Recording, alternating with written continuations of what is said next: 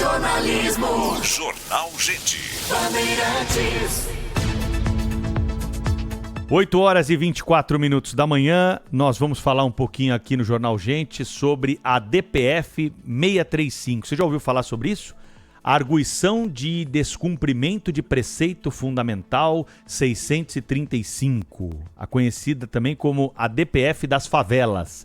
É uma ação que visa combater a violência policial no Rio de Janeiro. Mas veja só como que isso foi e chegou até a Suprema Corte. É o seguinte, vamos falar a realidade.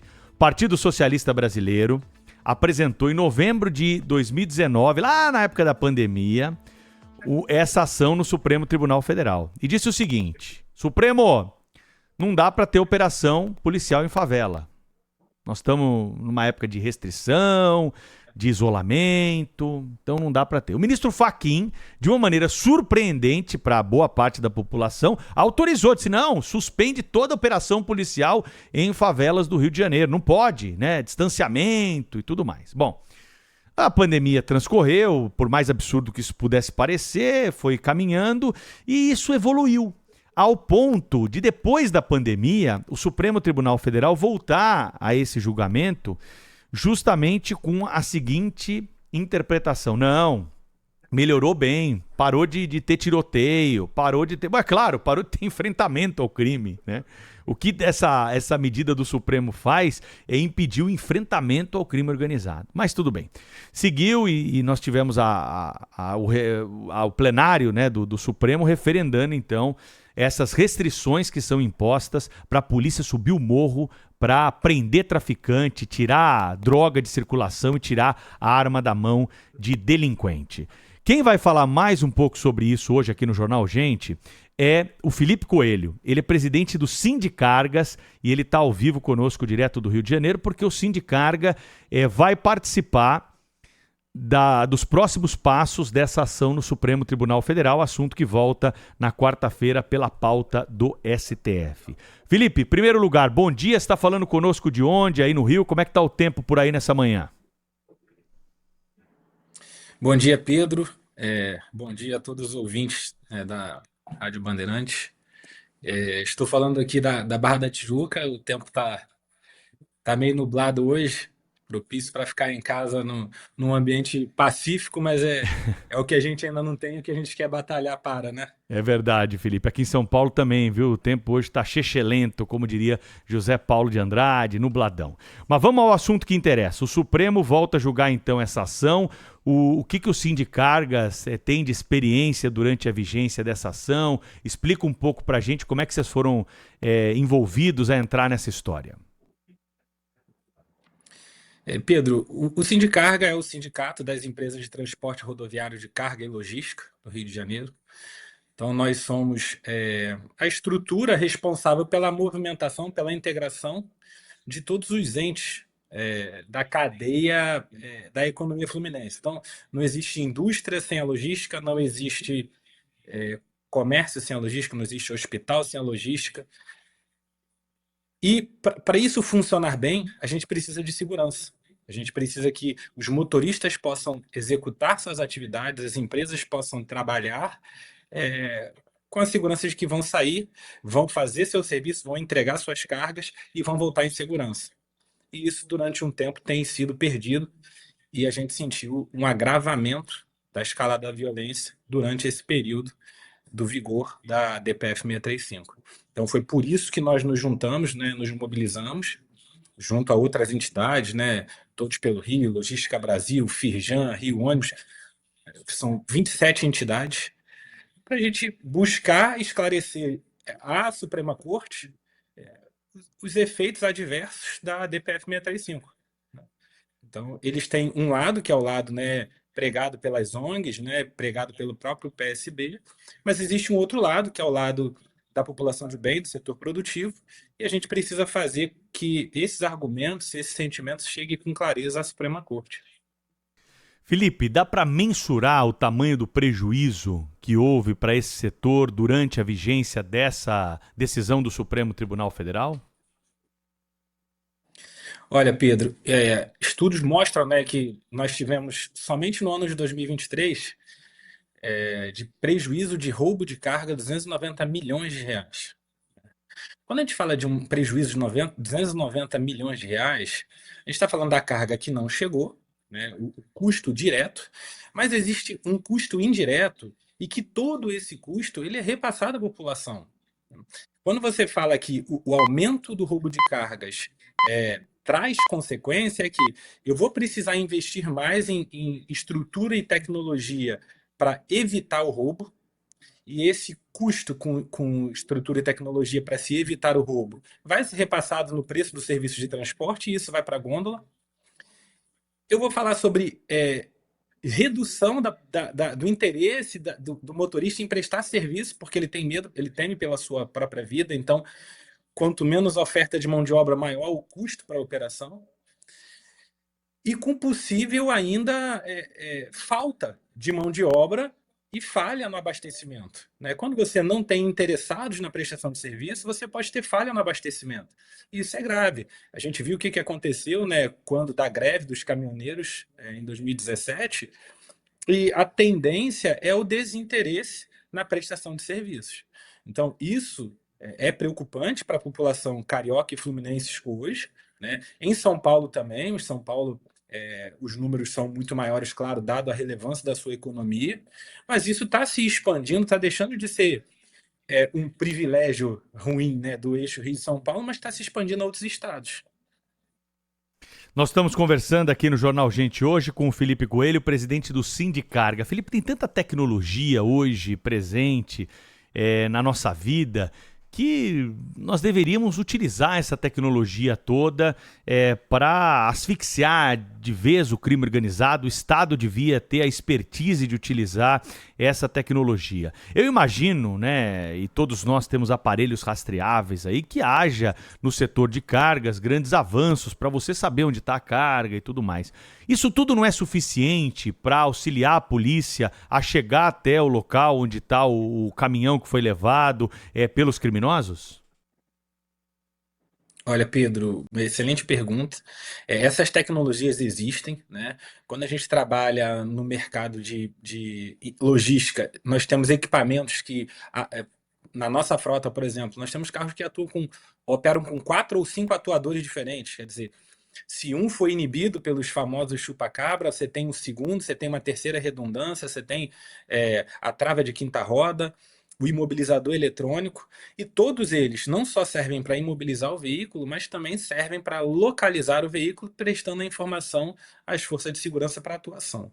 O que aconteceu a partir da DPF 635 é que a gente podia dar um endereço, mostrar onde a placa e o veículo se encontravam, e o argumento utilizado, né, pelas forças de segurança, e sinceramente, compreensível da minha parte, de que, olha, devido às restrições impostas pela DPF 635, as operações em comunidade só podem ser realizadas mediante situações absolutamente excepcionais, e a gente não tem uma definição.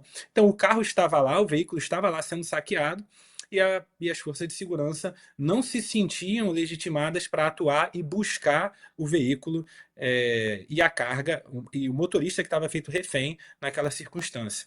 Então, isso culminou, né, num recrudescimento, né, das forças criminosas, né, das facções criminosas. Eles se fortaleceram porque eles viram que ali dentro era uma área segura, onde a polícia não entrava, e a polícia só entrava mediante o cumprimento de todas as exigências impostas pela DPF, que é as comunicações prévias ao Ministério Público, né, providenciar câmera, providenciar ambulância, todas aquelas restrições. Você sabe que hoje manter sigilo de qualquer coisa é muito difícil. Quando você coloca muita gente ciente de alguma determinada operação que vai acontecer, isso vaza e o enfrentamento se torna ainda mais danoso à comunidade, à população, né? E aí população do asfalto e a população das comunidades carentes também. Olha, é de ficar então, tecnologia há, mas com essas amarras, todo esse processo foi muito dificultado. É estarrecedor, né? Você acompanhar um depoimento desse.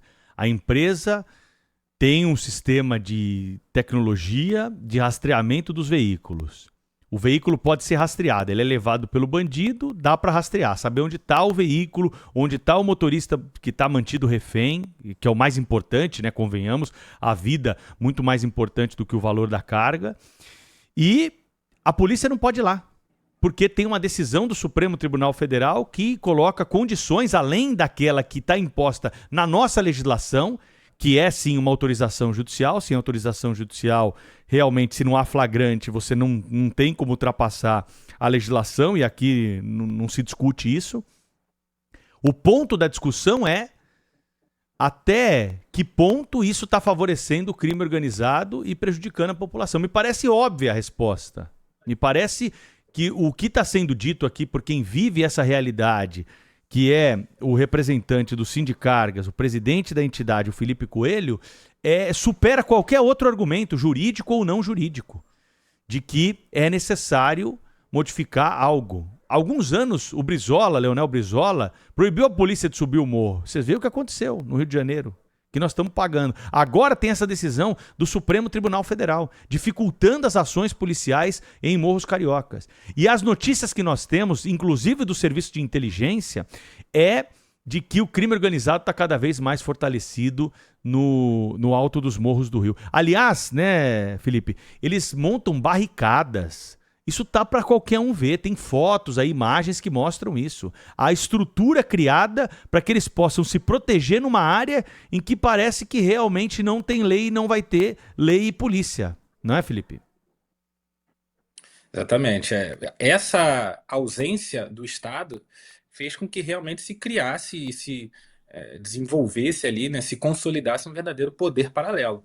Então, acredito, né, na boa intenção do ministro relator Edson Fachin em proteger a população durante aquele período pandêmico, né, onde as crianças estavam ali, não estavam tendo aula, mas esse período pandêmico acabou, as restrições continuaram e os efeitos estão aí postos, inclusive publicados em relatório do CNJ, né, a expansão do crime organizado, a expansão exponencial das barricadas. E hoje, assim, Pedro, as forças de segurança do Rio de Janeiro são compostos de verdadeiros heróis. Hoje nós temos um secretário de Segurança Pública que tem um entendimento diferente e que ele entende que um veículo roubado com motorista feito refém é sim uma situação absolutamente excepcional e que autoriza, legitima a entrada das forças de segurança para retomada, né, para recuperação daquele refém e também da carga. O problema é que tanto tempo se levou para essa tomada de decisão. O secretário Vitor César ingressou em dezembro ou novembro de 2023, que hoje, para ingressar, você mostrou as fotos aí. São tantas barricadas, são tantas estruturas postas, que é necessária uma verdadeira operação de guerra para que possa haver o ingresso das forças de segurança, quer dizer, uma ausência total do Estado, né, causada por um lapso temporal aí imposto durante a vigência dessa DPF 635, né? Para mim é muito difícil de entender que se legitime que a entrada do Estado em determinada região seja necessária. Para que a entrada do Estado possa acontecer, se exija autorização ou comunicação prévia ao Ministério Público. Quer dizer, o que acontece então ali dentro daquela região? É um Estado paralelo? Porque para o Estado, para as forças de segurança, que são representantes do Estado, entrarem, eles precisam comunicar ao Ministério Público, pedir autorização, o que quer que seja, dizer o que se está querendo dizer, qual é a mensagem que se está passando com isso, né? Então, assim, a população que era a intenção de ser protegida, hoje, na verdade, eles se tornaram verdadeiros reféns, né? Esse narco-estado, né? Essa narcocultura imposta à população das comunidades carentes, que em sua grande maioria é uma população trabalhadora, sai cedo, volta à tarde, né? Tem seus filhos, às vezes 2 empregos.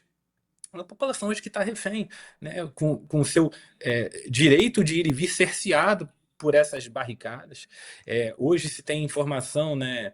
Existe uma entidade aqui no Rio, que é a ADERJ, que é a Associação dos Distribuidores e Atacadistas do Estado do Rio de Janeiro, e eles falam que, olha, produto hoje para ser distribuído e comercializado nas comunidades, somente aqueles autorizados pelas facções criminosas.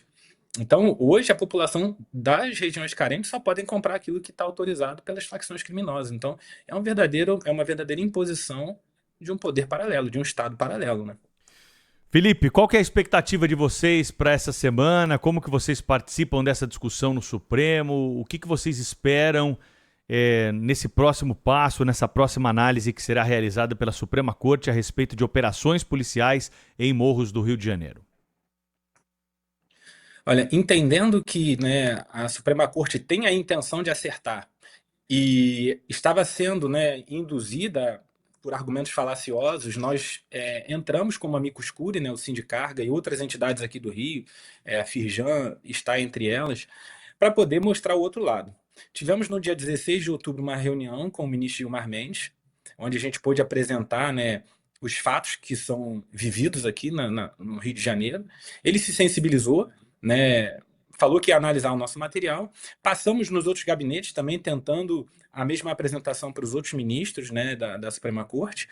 E no próprio dia 13, quando se inicia o julgamento no plenário, o ministro relator Edson Fachin nos vai atender em 30 minutos antes, para que a gente possa buscar sensibilizá-lo, né, de que, apesar de sua boa intenção durante o período pandêmico, essa boa intenção está gerando efeitos nefastos para a segurança pública, para a economia fluminense e para a população como um todo, né? Hoje eu vi você falando aí mais cedo, né, sobre a questão do aeroporto de Guarulhos, né? E a mesma coisa acontece aqui. 2 semanas atrás, numa via expressa aqui da cidade, eu fui abordado também no meu carro blindado por 3 criminosos com fuzis às 8 horas da manhã. Meu carro foi levado, meus itens foram levados. Infelizmente, às 8 horas da manhã, a população toda em volta assistindo. Quer dizer, o secretário de Segurança fala assim: o Rio de Janeiro não fabrica fuzil. Esses fuzis entram aqui e aí precisa-se de uma integração entre as forças de segurança, precisa de uma ação mais enérgica e aí uma intervenção também do governo federal, mas o Rio de Janeiro não fabrica. Então, como é que essas armas entram aqui se foram mais de 540 fuzis apreendidos somente nesse ano aqui no Rio de Janeiro? Então, a população realmente está exposta e isso precisa chegar ao conhecimento, né, da Suprema Corte para que o julgamento possa ser feito de maneira equilibrada. Quer dizer, olha, não há mais necessidade. Os protocolos adotados já estão implantados, já estão sedimentados, então a preservação da população está garantida. Agora, infelizmente, né, não existe remédio doce para a doença amarga. A gente sabe que o enfrentamento ao crime organizado é um câncer, né, na sociedade fluminense, e não só na sociedade fluminense, e, inevitavelmente, quando existe o confronto, existe um efeito colateral. É importante a gente ressaltar, Pedro, que assim, a opção do confronto ela é sempre do criminoso. A polícia ela invade para realizar suas operações, né, para realizar as prisões conforme determinado pelo sistema judiciário, e a opção de enfrentar ou se entregar é do criminoso. Então a população fica vulnerável por uma opção do criminoso e não das forças de segurança. Precisamos valorizar as nossas forças de segurança, precisamos deixar claro que o trabalho que eles executam não é fácil, né? E sem eles, realmente a situação ela é incontrolável. Hoje, com toda a dificuldade, eles executando seu trabalho de enfrentamento, né, com todas as restrições, nós vivemos o que vivemos. Imagina se eles deixarem de atuar ou se eles se desestimularem a atuar. Então, realmente, a gente se coloca numa situação que é incontrolável. Hoje, eu peguei um dado estatístico, Pedro, do Coronel Cajueiro, e ele fala o seguinte, que é o risco de um policial hoje ser ferido durante uma operação no Rio de Janeiro, ele é 725 vezes maior do que os soldados americanos na Guerra do Golfo. Olha. 4 vezes maior do que na Segunda Guerra Mundial. Então, poxa, é um grupo, são profissionais que precisam ser valorizados, eles estão ali para enfrentar a criminalidade e defender a população. Então, por vezes a gente vê, né, essa implantação da narcocultura, uma difamação da atuação dos policiais, das forças de segurança, mas precisamos valorizá-los. Existem erros com certeza, em todas as profissões existem erros.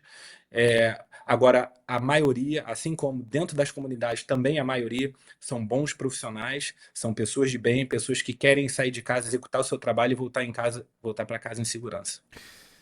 Felipe, o investimento em segurança para vocês aí do setor do transporte de carga aumentou depois que nós tivemos essa mudança a respeito dos impactos na segurança pública, das restrições às operações policiais em morros do Rio de Janeiro? Pedro, aumentou substancialmente, né? A gente, infelizmente, enquanto se lançam novas tecnologias para coibir o roubo, né? Do outro lado, também se pensam em novas tecnologias para burlar essas tecnologias criadas. Então, isso é uma luta constante por aprimoramento e isso demanda investimento. É, mas não só isso, né? O Rio de Janeiro, a economia fluminense, ela acaba por padecer. Nós temos aqui o nosso porto do Rio de Janeiro, né, que é um equipamento importantíssimo para a economia fluminense. É, ele é a segunda maior fonte de arrecadação de ICMS, a maior fonte de arrecadação de ISS, e ela, durante um período, teve cargas desviadas, né? Não era, exportadores e importadores evitaram os nossos portos por causa do risco de segurança. Então, assim, existe o impacto direto, que é o acréscimo no custo das operações, e existe aquele movimento que ele, em determinado momento, ele é invisível, que é a carga não vir. Quando a carga não vem, você tem uma redução na empregabilidade. Se você tem uma redução na empregabilidade, você tem uma redução na arrecadação de impostos. Se você tem redução na arrecadação de impostos, você tem uma redução na capacidade do Estado de investir na segurança, na saúde, na educação. Então, existem os efeitos indiretos, né, dessa crise na segurança pública. E nem sempre esses efeitos indiretos são postos, né, com tanta transparência à população, como você está nos dando a oportunidade hoje aqui de trazer, né? E somos muito gratos a você e à Rádio Bandeirantes por esse papo e essa oportunidade de trazer esses fatos ao conhecimento da população. Não, nós é que agradecemos aí a clareza, né? E é bom ter um pouco de banho de vida real, né? Eu te chamo sempre isso assim, quando nós trazemos entrevistados que estão na ponta. Nós entrevistamos aqui muitas autoridades, cobramos as autoridades, é nosso papel, damos espaço aí para as mais variadas versões dos fatos, como tem de ser no jornalismo isento, mas não podemos deixar de ouvir com muito mais propriedade quem está na lida, quem está no corre, como se diz no linguajar popular, né? As pessoas que estão aí vivendo a vida, que estão pagando as contas, estão traçando estratégias para tentar driblar esse momento de insegurança que vivemos, justamente por decisões como essa do Supremo Tribunal Federal. Já tive a oportunidade de me manifestar desde a época da pandemia, acompanho de perto esse assunto, os ouvintes sabem disso, tanto é que me escrevem vez por outra aí para retomar. Ainda está valendo aquela decisão lá no Rio, e eu vou atrás de informações, e acompanhando a DPF, vi que ela vai a julgamento novamente nessa semana. Mas a expectativa, pelo que eu vi, não é de uma solução tão breve, né? Ou vocês acreditam que nessa semana pode ter alguma novidade? Me parece que é o começo de uma nova etapa de discussão, né, Felipe? Isso aí, essa semana a expectativa é de um início, né? Na quarta-feira, eu acho que a manifestação, né? Não sou advogado, mas nosso jurídico vai estar lá acompanhando. Acho que vai se abrir a oportunidade para a manifestação das partes, né? E aí as partes, né, favoráveis e as partes contrárias à DPF, para que a partir disso comece a se formar, né, um conhecimento dentro da Suprema Corte para a tomada de decisão. É, ainda nesse tema, eu acho que é importante a gente trazer também, Pedro, e eu vejo você trazendo essa discussão com relação ao endurecimento da legislação penal, né, para poder desincentivar o criminoso a reincidir, né? A gente tem vivido aí, né?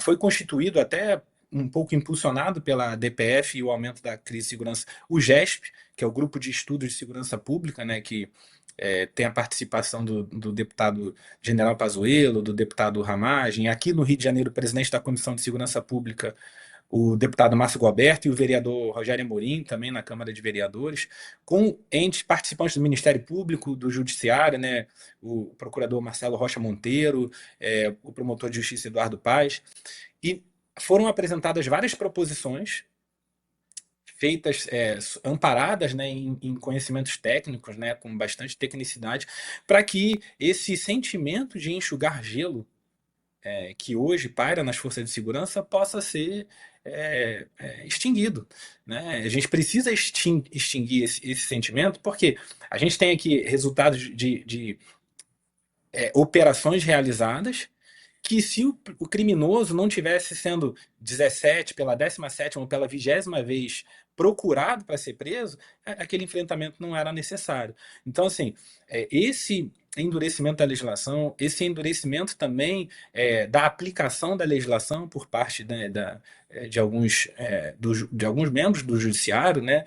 Assim, a gente sabe que a briga é sempre, né, o entendimento é sempre pelo estrito cumprimento da lei, mas a gente precisa renovar esse entendimento, renovar o Código de Processo Penal, né? A gente tem em discussão recente lá no Congresso Nacional a restrição à aplicação da liberdade nas audiências de custódia, né? Isso foi pautado agora no dia 4, aprovado o regime de urgência, quer dizer, criminoso preso em cometimento de crime hediondo, né, ou reincidente, quer dizer, essa alteração vai fazer com que a audiência de custódia converta aquela prisão em flagrante imediatamente em prisão preventiva. Quer dizer, a gente precisa ter consciência disso para que a gente possa conversar com os nossos representantes parlamentares, para que eles possam apoiar adoções de medidas como essa que visam trazer segurança à população de bem. Então, essa discussão precisa acontecer, né, no âmbito do Congresso Nacional. A gente está vendo aí uma proposta recente, né, de PEC para poder restabelecer uma nova sistemática, um novo ordenamento à segurança pública, mas assim, a população precisa acompanhar um pouco mais de perto, conversar um pouco mais com seus parlamentares e falar o que quer, né? Então, essa audiência de custódia é um dos pontos que a gente enfrenta. O trabalho do GESP é um trabalho que precisa ser acompanhado, porque tem medidas importantes ali que trazem, sim, mudanças sensíveis à segurança pública, com impactos sensíveis à segurança pública. Então, a população precisa acompanhar um pouco mais de perto. Muito bem, conversamos nessa manhã longamente aqui no Jornal Gente com o presidente do Sindicarga, Felipe Coelho, que trouxe para nós algumas reflexões interessantes sobre o que vai acontecer nesta semana no Supremo Tribunal Federal, que volta a julgar na quarta-feira a ação que restringe operações policiais em Morros Cariocas, no Rio de Janeiro. Felipe, muito obrigado pelo papo ao vivo aqui, vamos estar acompanhando ao longo da semana, a gente volta a se falar em breve para discutir mais esse assunto, combinado? Pedro, nós é que agradecemos a oportunidade, né? O setor produtivo fluminense, a população fluminense agradece toda a oportunidade de trazer luz a um tema tão caro à segurança e à população do nosso estado e também do nosso país. As consequências se espalham por todo o país. Então, muito obrigado a você, a sua equipe e toda a Rádio Bandeirantes. Não tenha dúvida disso. Obrigado, Felipe. Conversamos aqui com o Felipe Coelho, presidente do Sindicargas, a respeito dessa questão sensível da segurança pública. Muitas manifestações